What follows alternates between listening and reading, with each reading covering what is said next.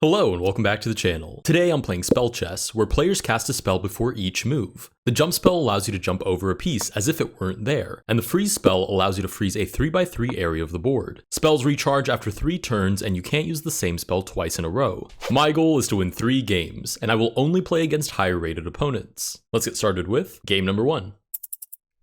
Alright, game number 1, holy smokes. Alright, it's a 21, almost 2200 rated opponent. Starts off with e4, dynamic opening for a dynamic variant. I'm gonna play e6, sort of as if I were playing like Crazy House or Bug House. You know, build up your defense around the king and try to develop your pieces quickly. Now, I haven't played this variant in a very, very long time. That looks annoying, I think, because it stops me from developing queenside to move the bishop out of the way. So they want to capture my king on the next turn with a jump spell. So I guess I really have no choice but to continue developing. Oh wait, and then I have to place my spell first. So I'm gonna freeze this bishop. Now it can't move on the next turn, and I'm going to play, I guess knight to f6 is as good as any other move.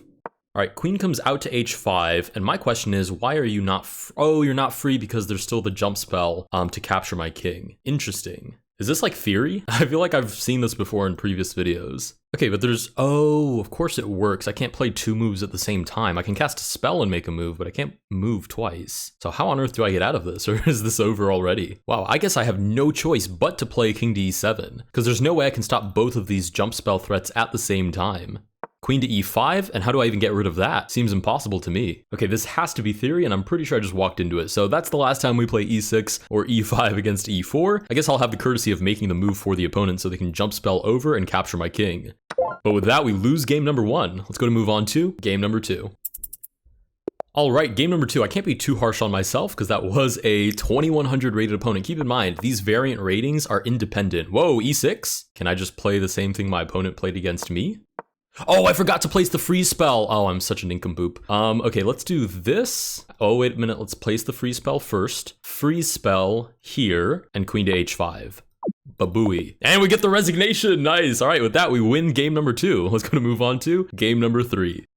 Excellent, that's what I like to see. We got smoked by the 2100, but as long as you learn something from every game. Okay, we get the Caro-Kann immediately. Also, I just realized my opponent did not have to resign in that last game. And the reason I realized that is because should I play queen to h5 right now? Well, maybe they did. Yeah, because I froze their rook. And this is a pretty common theme. If you move a piece to the outside file, they can place a jump spell over their own pawn and win your queen. But if I were to play here and freeze all of these pieces, how do you defend your king? I guess you'd have to counter freeze my queen. Yeah, and then I'd be stuck there and the rook could take it. Okay, so we're not gonna do that. Let's play bishop to c4, just a normal move. Get pawn to e6. Fair play. Let's continue with knight to f3. We can still look for these sorts of ideas even with a pawn on e6. Oh, I was going to say because we could place a jump spell on the e6 pawn, which again makes it so you can play as if that piece weren't there for one turn. But with pawn to g5, I guess we'll open up the center.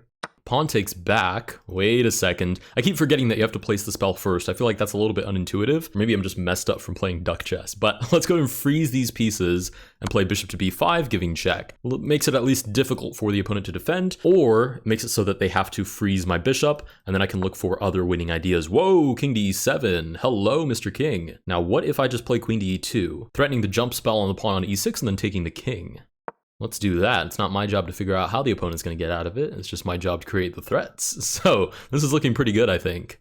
Whoa, okay, king to f6. Hello, welcome. Welcome to the center of the board. We are so glad to host you today.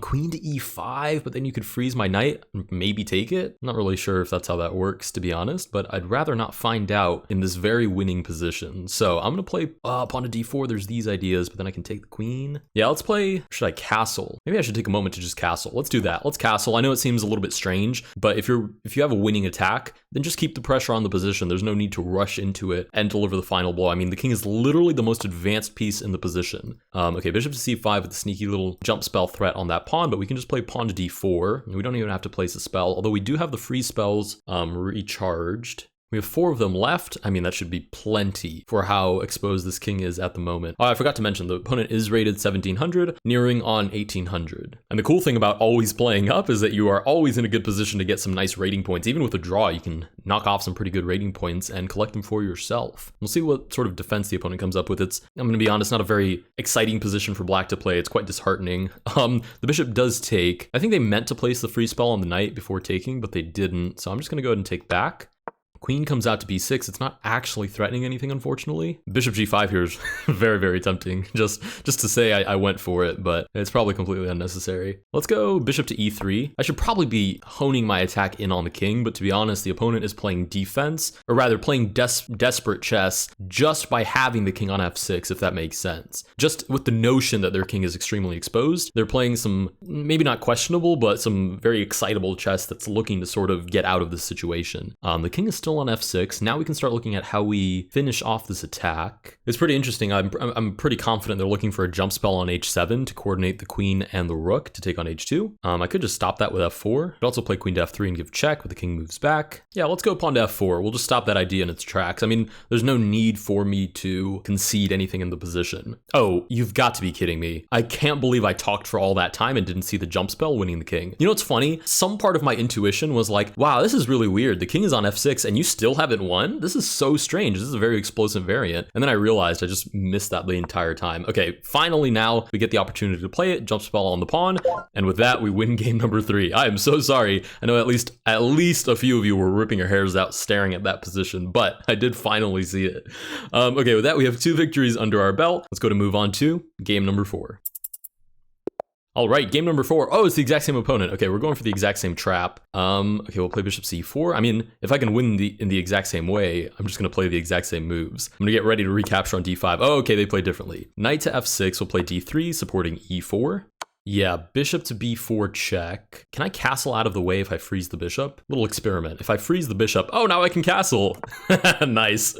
That's pretty cool. I like that idea, since in chess, normally you're not allowed to castle out of check. But now by freezing the bishop, it's like it doesn't even exist. So I am allowed to castle out of check. I like that. That's a very nice little insight. Sometimes when you're playing these variants, those little knickknacks, sort of oddball scenarios aren't necessarily considered, but right here, that was beautiful.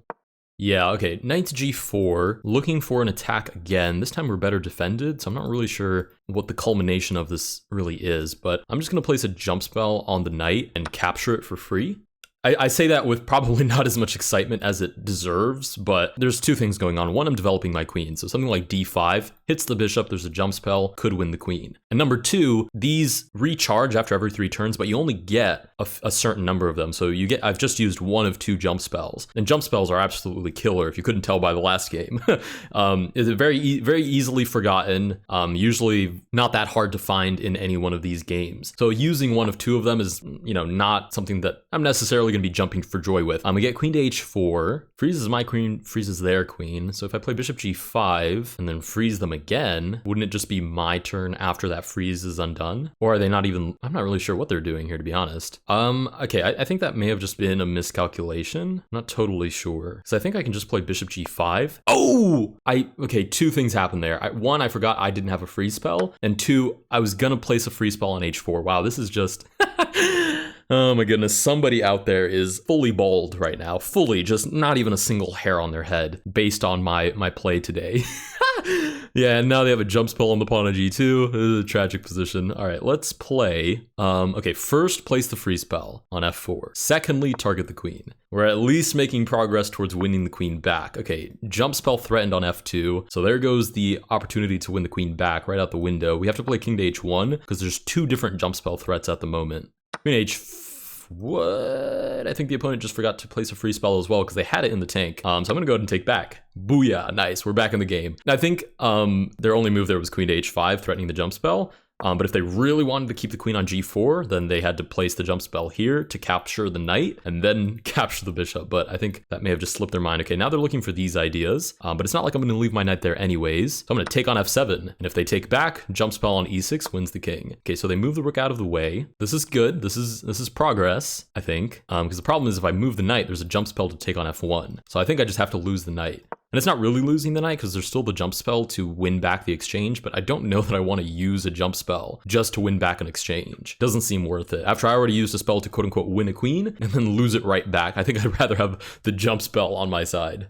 Whoa, pawn to d5. I cannot imagine that opening up the center is what the opponent wants to do here, but it's very definitely what they are doing. I'm going to go ahead and take and prepare for either rook to e1, or after this, I'm going to place the spell on b8 to stop all of these pieces from moving and then play bishop to b5, giving check. I mean, I guess the king can take back, but then there's the jump spell to win the king on f7. So again, it's not just, I need to do a better job of holding on to these jump spells because they create so many threats that using it to win a queen, I think was justified if I could have just not lost the queen immediately after. But, you know, I'm still making the point that I should probably do a better job of holding on to them just for all the threats they, you know, impose. Okay, freeze spell on these pieces, so the bishop can't take the king, and then the rook recaptures. So I'm going to play rook to e1 with double check. I mean, normal check, and then threatening the jump spell. King moves out of the way. They don't have another freeze spell. So what's stopping me from doing jump spell, rook to e8? Because they can't freeze any of these pieces to take. They can jump spell to counter check if that's even allowed, but I don't think that works. So we're gonna place a jump spell on the e6 pawn, and then play rook to e8, which is mate. All right, this is a win by mate game, apparently. With that, we win our third game of 4. Unfortunately, 2 of them were against the same opponent. And I say unfortunately, I'm weaseling my way into playing another game here. Let's go ahead and play a bonus game.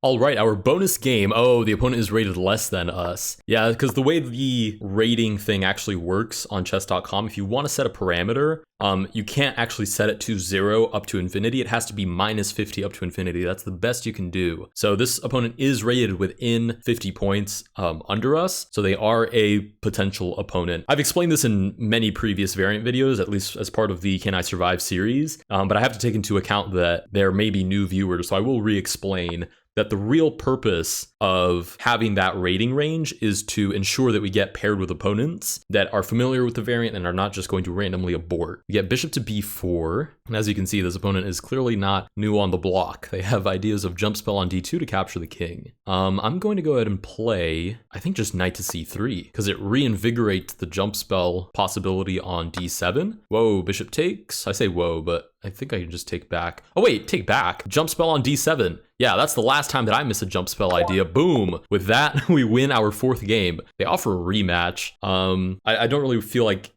stealing lower rated opponents' rating points right now, so I'm going to let them find a different game. Okay, I can see there's only one observer on the game now, which is me. And let's just do one extra game. I'm an addict. What can I say? Let's just do another game. All right, we've got another game, this time against an 1800 rated opponent. We get pawn to e4 first. I'm actually gonna play with the other opponent played against us earlier, which is pawn to c6, because I have no interest in duking it out with the bishop to b5 ideas. Bo asks, are you doing a video? I just responded, I am. These are the bonus games. That's so funny. All right, we get bishop to c4, maybe with 4-move mate sort of ideas. Opponent says, cool, I've seen your videos, but I haven't watched much. Oh my goodness. That's funny, let me quickly respond. Thanks for watching. Smiley face. They say my favorite is Fog of War, so I watched yours on that. That's awesome. All right, let's make a move. We're down a minute now on the clock. Let's play pawn to e6. I kind of like this jagged structure since it stops a lot of potential jump spell ideas. We get knight to c3 in response. Now just normally developing. I'm not gonna play d5, I don't think, because there's all of those ideas that I already beat other opponents with. Instead, let's play knight to e7 with the idea that you can develop knight to g6. I mean, you could make the argument that I should be using my freeze spells now to slow down the opponent's rate of development, which is, I think, a good argument. But at the same time, we only have 5, and that limited number of spells is kind of holding me back. The opponent says, do you know when this video will come out? Tomorrow. Tomorrow morning, I guess. Well, morning is relative to me. Oh well. Tomorrow morning. We get knight to f3. Let's go ahead and play... Wait a minute, I need to place the spell first. Let's freeze these pieces, and I guess I should have placed it on e2 to capture the knight as well, but we'll play knight to g6. And we get knight to e5. Why is that not free for me? Unless they meant to place a freeze spell. Again, I think it's more intuitive to play and then cast the spell Harry Potter style. So I think we can just take the knight, I believe, unless I'm completely missing an idea. Oh, maybe I'm missing, no, queen to h5 doesn't work. I just move the knight back. Unless they freeze my knight. Oh, that's really interesting. If I take, we get queen to h5. Threatens the knight, threatens a jump spell on the king across f7. Should I play knight back to g6? I would be fine. But before playing queen to h5, they can cast a freeze spell on the knight, and that makes it so that queen to h5 simply threatens the knight and threatens the jump spell on the king. I don't know if I have a defense against that, so maybe I should just leave that knight alone, but then there's a jump spell threatening f7. It's a tricky situation we're in here. I'm gonna go ahead and take. I believe that there's enough tempo that after queen to h5, I can play g6, and should the queen take, they shouldn't have a jump spell, but I should. Oh, they play the bishop back. Okay, maybe I just invented all of those threats and they didn't actually see those ideas. Or they calculated it in the same amount of time that we calculated that it might not actually work. Let's play, I guess, bishop to e7. We should probably just continue developing. Castling is tempting. Not to mention, I just calculated all of that just to remember that queen to h5 doesn't work because of a jump spell. I'm telling you, these jump spells are extremely powerful. We get pawn to d4. Let's go to move the knight back. We're down to 1:30, so we've got to really pick up the pace. I say we. I don't mean to shift the blame onto you guys. I need to pick up the pace. Okay, bishop to g5, freezing my central pieces. I could play h6 and counter freeze, and then I think I'm winning the bishop. But then there's rook takes with the jump spell, but my knight takes back. So I think that's okay. We'll counter freeze right here, and then play pawn to h6, threatening the bishop. I guess we were threatening this way anyways. We probably should have taken that turn to develop, but maybe it's okay. Again, I can't spend too much time overthinking. I need to sort of play on gut here. Okay, I think just taking back is fine. I mean, this is I'm totally cool with this trade. I mean, the opponent walks away with a pawn for their bishop sacrifice, but that's fine with me. I'm looking to castle in just a moment, and then I think we're in a pretty good spot here. Nice. Okay, minus the fact that it's 1:25 left on the clock for us. Minus that, I think we're doing pretty well here. Rook to d8 with a sneaky jump spell idea. Queen to g3 moves it out of the way. We'll develop the knight. There's no jump spells because we're doubly stacked. It is 5-2, so we start with a base time of 5 minutes, which I'm sure you guys have seen. But we get 2 seconds back for every move that we make. Developing the bishop probably should be on my radar here. Do I need to be afraid of knight to f6? I don't know. I don't really want to find out. Let's play knight to h7. I know I'm playing very defensive, but I kind of need to, push these moves out buttery quick. And I haven't even managed to do that. We're down another 30 seconds in that time. Okay, we'll go ahead and freeze right here, and I guess just develop a piece. Queen takes. Oh, wow. Beautiful find by the opponent. Threatening jump spell, threatening, regular taking, threatening the knight on h7. I mean, everything is threatened here. Oh, wow. I don't think there's anything I can do about this either. Yeah, I can't take because it's illegal. And there's a jump spell that wins. I can't take the queen because I'm in check. I have no choice but to move the king out of the way. That is an insane find by the opponent. Very, very nicely played. Oh, and I can't even move now.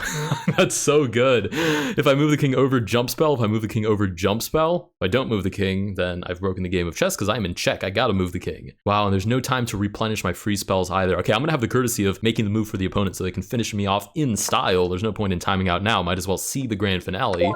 Wow, and with that, we do lose game number 5. We did walk away with our 4 victories. Let's say GG's in the chat. Super cool find, because that was absolutely gnarly. My opponent says spell chess is very fun. I said, yes, very. So many tactics, exemplified by my loss right here. But with that, we do walk away with 4 victories. If you guys did enjoy this video, please consider liking and subscribing. Let me know down below what other variants I should play, and I will see you guys in the next one.